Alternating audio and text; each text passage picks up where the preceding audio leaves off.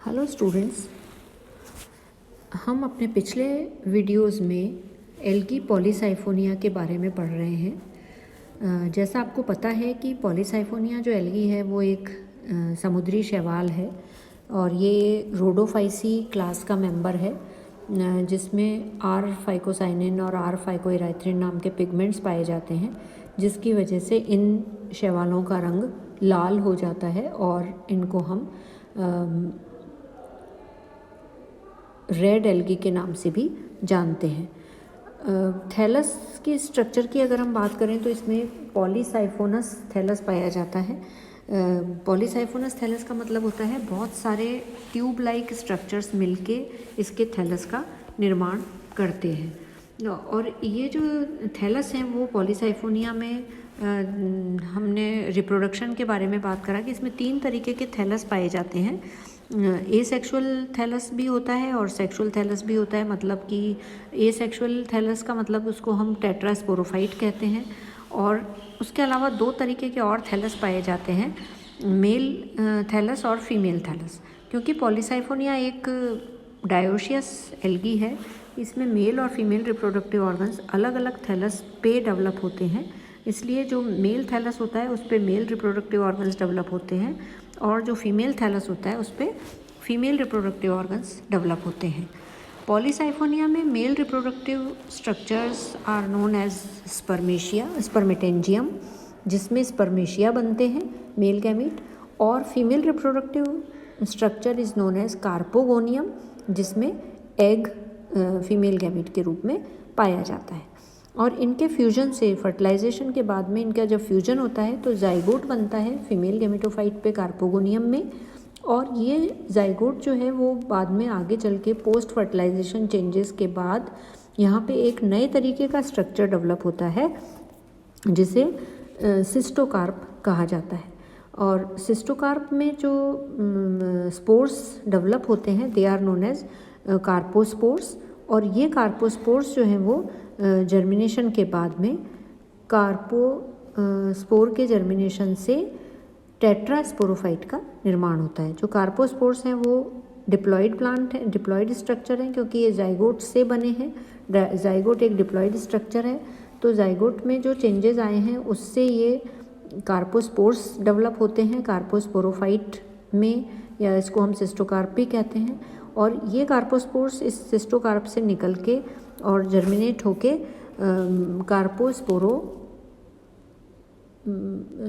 Tetrasporophyte का निर्माण करते हैं।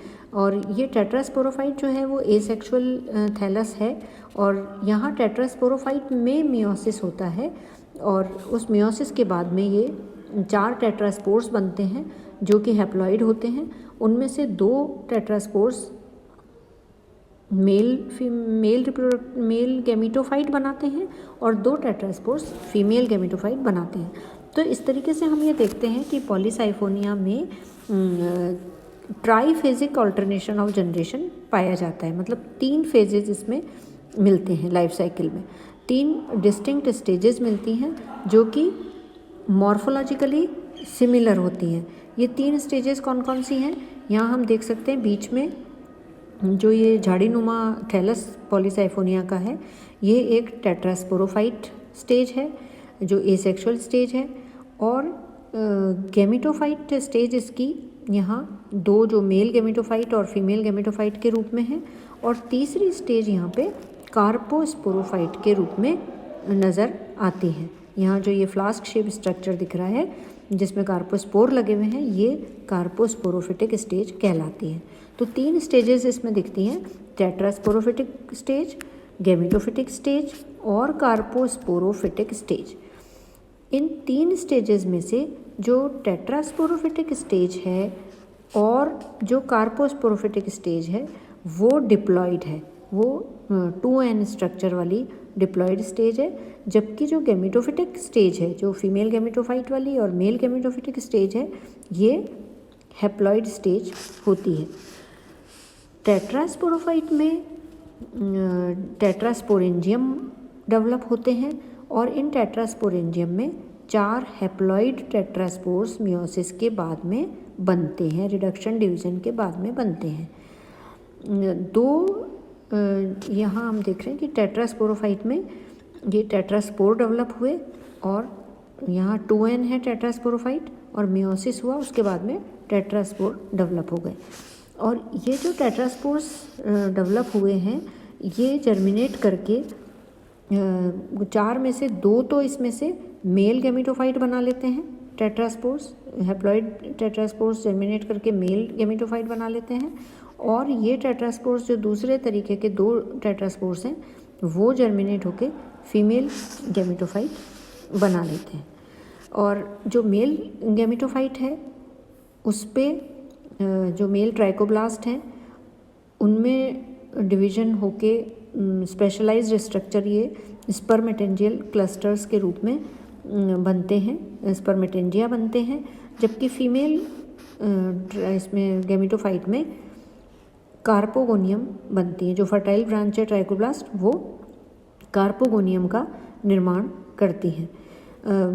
जो डिप्लॉइड जाइगोट है, कार्पोगोनियम बना ये कार्पोगोनियम और उसके बाद में यहाँ पे फ्यूजन हुआ, इस स्पर्मेटेंजियल क्लस्टर में से स्पर्मेशिया बने और कार्पोगाइन में एग बना और यहाँ पे इनके फ्यूजन से एक जाइगोट का निर्माण हुआ, डिप्लॉइड जाइगोट बना फ्यूजन से। और ये जो जाइगोट है वो पोस्ट फर्टिलाइजेशन चेंजेस के बाद में, मतलब फर्टिलाइजेशन के बाद में इसमें कुछ इम्पॉर्टेंट परिवर्तन होते हैं, चेंज होते हैं, जिसकी वजह से ये एक फ्लास्क शेप्ड स्ट्रक्चर में, आप यहाँ देखें तो जाइगोट है 2n और फिर ये ऑक्सिलरी सेल का डेवलपमेंट हुआ और उसके बाद में ये यहाँ पे flask shaped structure, earn shape, मटका शेप स्ट्रक्चर बना लेता है, जिसको कि सिस्टोकार्प या कार्पोस्पोरोफाइट कहा जाता है। एक कॉम्प्लेक्स प्रोसेस इसमें पूरा होता है जिसकी वजह से ये कार्पोस्पोरोफाइट में डेवलप हो जाता है। कार्पोस्पोर्स जो हैं वो कार्पोस्पोरोफाइट में बनते हैं। कार्पोस्पोरोफाइट मटका शेप का स्ट्रक्चर है, फ्लास्क शेप का स्ट्रक्चर है, जिसमें बहुत सारे कार्पोस्पोर्स डेवलप होते हैं। कार्पोस्पोरेंजियम में ये डिप्लॉइड होते हैं और ये जर्मिनेशन के बाद में कार्पोस्पोर्स जो हैं वो 2n स्ट्रक्चर हैं, ये जर्मिनेशन के बाद में टेट्रास्पोरोफाइट का निर्माण कर लेते हैं। और टेट्रास्पोरोफाइट जो है वो उसमें केवल टेट्रास्पोर लगते हैं। इस तरीके से हम देखते हैं कि जो पॉलीसाइफोनिया की लाइफ साइकिल है उसमें 2 तो डिप्लॉइड फेज़ हैं। कौन कौन से हैं 2 डिप्लॉइड फेज़? एक तो टेट्रास्पोरोफाइट डिप्लॉइड फेज़ है और दूसरा कार्पोस्पोरोफाइट डिप्लॉइड फेज़ है।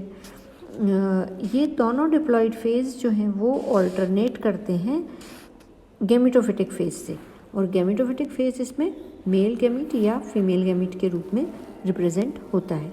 तो इस टाइप की जो लाइफ साइकिल है जिसमें 3 फेजेस हमें दिखाई देते हैं, टेट्रास्पोरोफाइट, कार्पोस्पोरोफाइट और गैमेटोफाइट, ये फेज़ कहलाते हैं triphasic diplobiontic type of life cycle. ये जो लाइफ साइकिल है ये कहलाती है ट्राईफेजिक डिप्लोबायोन्टिक, मतलब डिप्लॉइड फेज़ डोमिनेटिंग रहता है और ये ट्राईफेजिक 3 फेजेस वाली लाइफ साइकिल कहलाती है। यहाँ हमने इसका डायग्रामेटिक रिप्रेजेंटेशन किया है पॉलीसाइफोनिया की लाइफ साइकिल का, जहाँ हम देख सकते हैं कि जो पॉलीसाइफोनिया का थैलस है वो टेट्रास्पोरोफाइट के रूप में है, 2n के रूप में है, जिस पे टेट्रास्पोरेंजिया लगे हैं और उसमें मियोसिस होके टेट्रास्पोर्स बनते हैं। ये 2 तरीके के टेट्रास्पोर्स हैं। 2 टेट्रास्पोर्स से मेल गैमेटोफाइट का निर्माण होता है और 2 टेट्रास्पोर्स से फीमेल गैमेटोफाइट का निर्माण होता है। और मेल गैमेटोफाइट में स्पर्मेटेंजिया डेवलप होते हैं जिनमें स्पर्मेशिया लगे हुए होते हैं, और फीमेल गैमेटोफाइट में कार्पोगोनिया डेवलप होता है जिसमें एग का निर्माण होता है।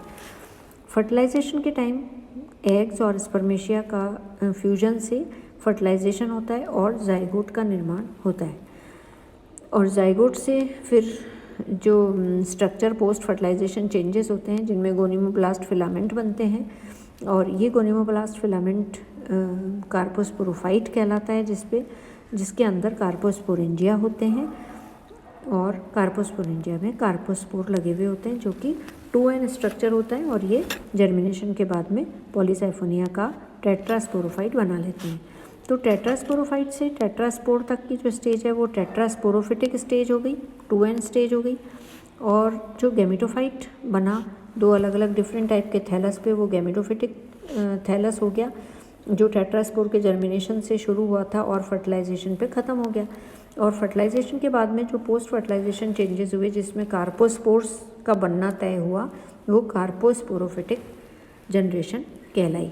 तो इस तरीके से इसमें 3 फेजेस लाइफ साइकिल में दिखाई देते हैं, जिसमें से 2 फेजेस 2n है, 2x है, और एक फेज जो है वो गैमेटोफिटिक हैप्लॉइड स्टेज कहलाती है।